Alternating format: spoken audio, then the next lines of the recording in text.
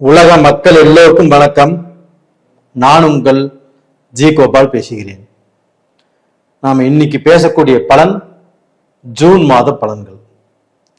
இந்த ஜூன் மாதத்தில் சிம்ம ராசிக்காரங்களுக்கு பலன் எப்படி இருக்கும்? அப்போ இந்த மாதத்துல கிரக அடைவுகள் எப்படி இருக்குன்னு பார்த்துடலாம். சிம்மத்திலேயே கேது பகவான் இருக்கிறாங்க.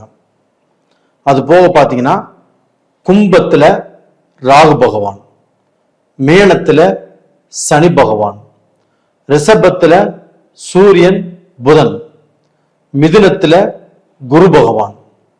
அது போக ஜூன் மாதம் 6ஆம் தேதி புதன் பகவான் ஆகப்பட்டது ரிஷபத்திலிருந்து மிதுனத்துக்கு வர்றாங்க. அதே ஜூன் மாதம் 6ஆம் தேதி செவ்வாய் பகவான் கடகத்திலிருந்து சிம்மத்துக்கு போறாங்க. அது போக ஜூன் மாதம் 15ஆம் தேதி ரிஷபத்திலிருந்து சூரிய பகவான் மிதுனத்துக்கு வர்றாங்க. இது இந்த மாத கிரக அடைவுகள்.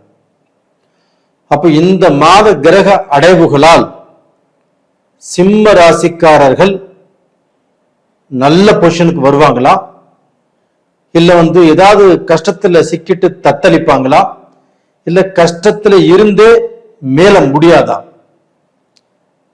இதைத்தான் நீங்க பார்த்துட்டு இருக்கிறீங்க. கண்டிப்பாக இந்த வீடியோவை ஸ்கிப் பண்ணாம பாருங்க. உங்களுக்கு நல்ல பலன் காத்திருக்கிறது. இந்த வீடியோ பார்ப்பதின் மூலமாக சிம்ம ராசிக்காரங்களுக்கு உங்களுடைய வாழ்க்கையில எவ்வளவோ கஷ்டத்துக்கு ஆளானீங்க, அந்த கஷ்ட காலத்துல இருந்து நீங்க ஒரு ஸ்டெப்பாவது முன்னுக்கு வரக்கு சில வாய்ப்புகள் இந்த மாதத்தில் உங்களுக்கு இருக்கிறது. ஒரு மனுஷனுக்கு எத்தனையோ கஷ்டங்கள், திருமண பிரச்சனை, குடும்பத்துல பிரச்சனை, தொழில பிரச்சனை, பிசினஸ்ல பிரச்சனை, இது மாதிரி எத்தனையோ பிரச்சனைகள் இருக்குது. இந்த பிரச்சனைகள் இருந்து விடுபடுவதற்கு வாய்ப்பு இருக்கிறதா? இதைத்தான் நாம தேடிட்டு இருக்கிறோம். உங்களுடைய தேடுதலுக்கு இந்த மாதத்தில் விடை கிடைக்கப் போகிறது.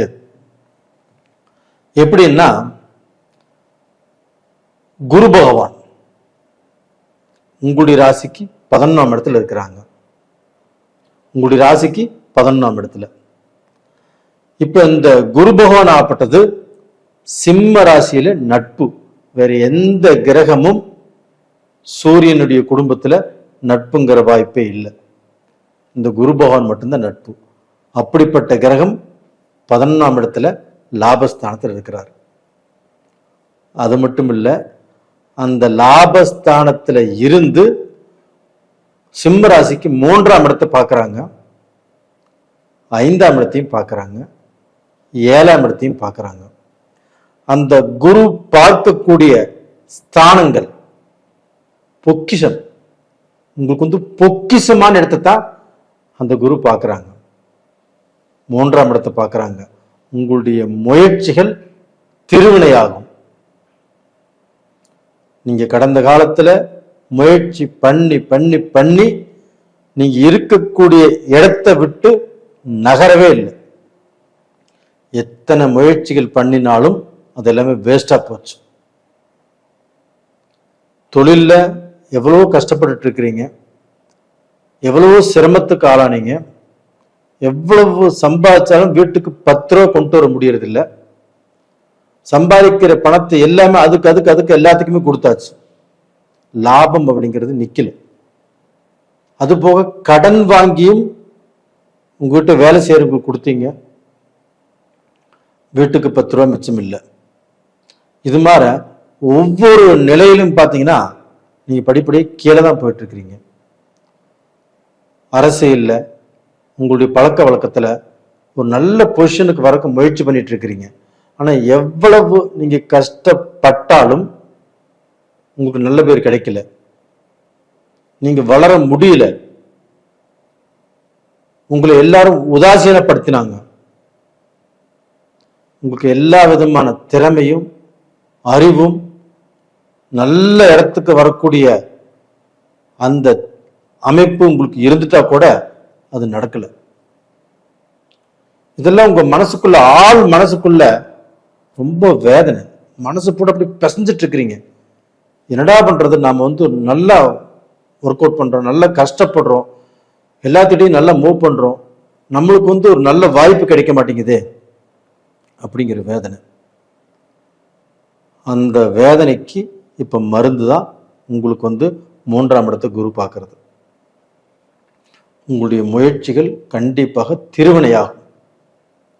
நீங்க இப்ப என்ன முயற்சி பண்ணினாலும் உங்களுக்கு சாதகமாக நடப்பதற்கு இந்த குரு பகவானுடைய பார்வை மூலியமாக உங்களுக்கு பலன் இருக்கிறது.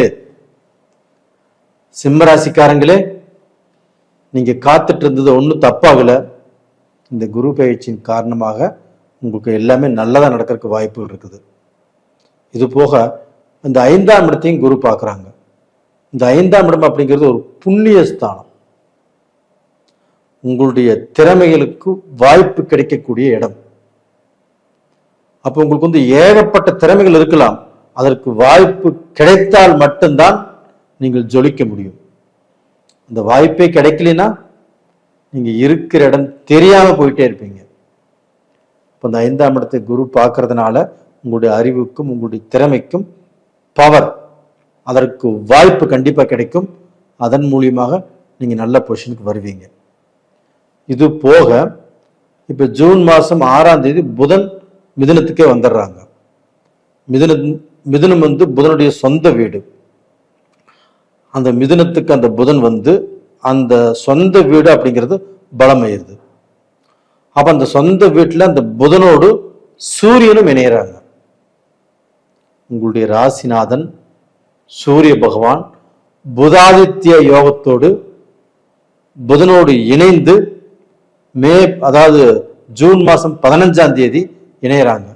அந்த ஜூன் 15 இருந்து அந்த ஜூன் மாசம் முடிய வரைக்கும் அந்த 15 நாட்களும் சிம்ம ராசிக்காரங்க உங்களுக்கு சில முக்கியமான சில விஷயங்கள் நடக்கும். அது போக நீங்க ஒரு டாக்குமெண்ட்ல சைன் பண்ணணுமா, இல்லை அரசியல்ல நீங்க போகணுமா, நீங்க ஒரு உயர்ந்த உத்தியோகம் உங்களுக்கு வரணுமா, உங்களுக்கு ஒரு ப்ரமோஷன் கிடைக்கணுமா, சம்பள உயர்வு கிடைக்கணுமா, இது எல்லாமே இந்த 15 நாட்கள்ல உங்களுக்கு கண்டிப்பாக கிடைக்கும். இது மட்டும் இல்லைங்க, அங்க சூரியனும் சூரியனும் குருவும் இணையறாங்க அதே மிதுனத்துல. அப்ப அந்த சூரியனுங்கிறது உங்களுடைய ராசிநாதன். அந்த சூரியன் குருவோடு இணையும் போது உங்களுக்கு உயர்ந்த மனிதர்களுடைய பாராட்டுகள் கிடைக்கும், பழக்க வழக்கங்கள் கிடைக்கும், விஐபி சப்போர்ட் கிடைக்கும், தொழில் அதிபர்கள் கண்டிப்பாக உங்களுக்கு வாய்ப்பு கொடுப்பாங்க. இது மாதிரி நல்ல ஒரு பொசிஷனுக்கு உங்களை தூக்கி செல்லும். இதெல்லாம் எப்ப நடக்கும் அப்படின்னா ஜூன் மாசம் 15 நாள் விட்டுருங்க, அடுத்த 15 நாள்ல இதெல்லாம் நடக்கும். அது போக பார்த்தீங்கன்னா இந்த குரு பகவான் 7ஆம் இடத்தையும் பார்க்கறாங்க. உங்களுடைய ராசிக்கு 7ஆம் இடத்தை. அங்க 7ஆம் இடத்துல தான் ராகு இருக்கிறார். அப்ப அந்த ராகு இருக்கிறதுனால உங்களுக்கு திருமணத்துல பிரச்சனை, கணவன் மனைவிக்குள்ள பிரச்சனை, பார்ட்னர்ஷிப் தொழில் செஞ்சுட்டு இருந்தாலும் அதுலயும் பிரச்சனை.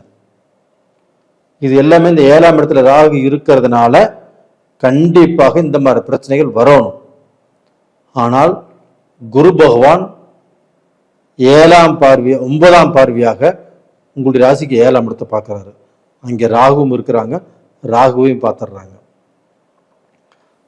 இதனால சிம்ம ராசிக்காரங்களுக்கு அந்த 7ஆம் இடம் புனிதமாகிறது. அப்போ திருமண வாழ்க்கை நல்லா இருக்கும். திருமணத்துக்கு இந்த பீரியட்ல நீங்க பொண்ணு பார்த்தாலும் நல்ல வாழ்க்கை அமையும், நல்ல சந்தோஷமான வாழ்க்கை கண்டிப்பாக அமையும். நீங்க ஆசைப்பட்ட பொண்ணே உங்களுக்கு கிடைக்கும். வேற ஜாதி வேற மதம் இந்த மாதிரியான கலப்பு திருமணங்களும் நடக்கும். இல்லை நீங்க கலப்பு திருமணம் பண்றவங்களுக்கு கல்யாணம் பண்ணி வைக்கலாம். இந்த மாதிரி வாய்ப்புகளும் இந்த பீரியட்ல இருக்குது. அப்போ டோட்டலா பாத்தீங்கன்னா சிம்ம ராசிக்காரங்க இப்ப என்ன நினைச்சிட்டு இருக்கிறாங்கன்னா, எனக்கு அஷ்டம சனி வருது, நீங்க சொல்றதெல்லாம் நடக்குமா? நீங்க கேட்கிற கேள்வி நியாயமானதுதான். அந்த அஷ்டம சனியே வந்தாலும் அந்த சனியால் இப்போ நீங்க பாதிக்கப்பட மாட்டீங்க. காரணம், அந்த சனி பகவான் குருடைய வீட்டில் தான் இருக்கிறாங்க. அந்த குரு உங்களுக்கு பார்க்கக்கூடிய பார்வை, அந்த ஸ்தானங்கள் ரொம்ப ரொம்ப நல்ல இடத்துல பார்க்குறாங்க. இதனால அஷ்டம சனியினால எந்த பாதிப்பும் சிம்ம ராசிக்காரங்களுக்கு வராது.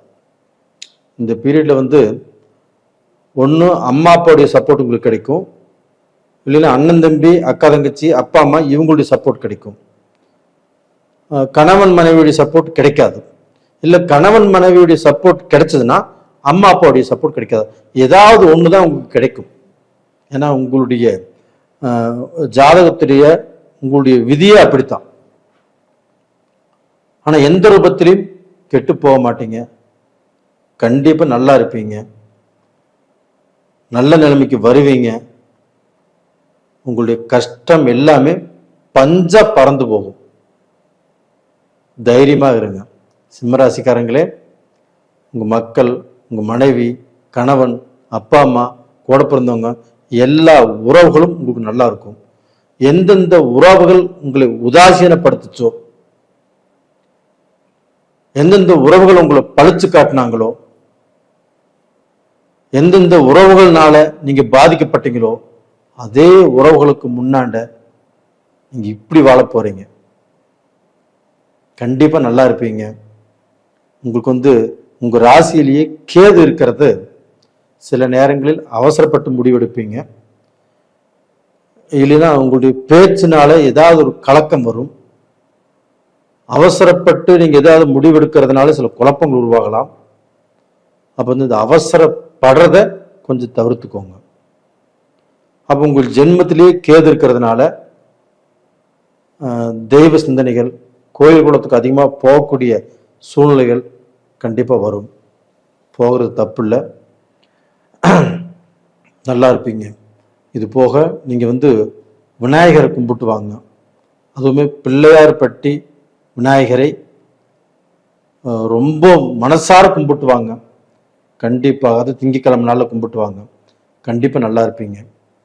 பிள்ளையார்பட்டி போக முடியாதவங்க வீட்டுக்கு அருகாமையில் இருக்கக்கூடிய விநாயகரை திங்கட்கிழமை நாளில் ஒரு சொம்பு தண்ணி ஊற்றி அருகம்புல் வச்சு கும்பிட்டு வாங்க, நல்லா இருப்பீங்க. நேயர்களே, இந்த பதிவு பிடிச்சிருக்குன்னு நினைக்கிறேன். பிடித்திருந்தால் லைக் பண்ணுங்க, சப்ஸ்கிரைப் பண்ணுங்க.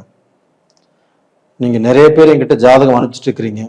எல்லா ஜாதகத்தையும் பார்த்துட்டு இருக்கிறோம். இந்த ஜாதகம் பார்க்கறதுக்கு ஒரு 15 நாள் டைம் எடுக்கும் நம்மளுக்கு. ஏன்னா எல்லாரும் இப்போ அனுப்பிச்சிட்டு இருக்கிறதுனால கொஞ்சம் பிஸியா இருக்கிறோம்.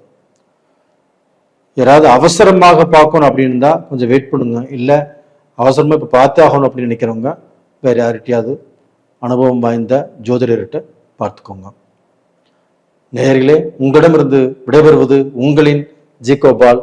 நன்றி, வணக்கம்.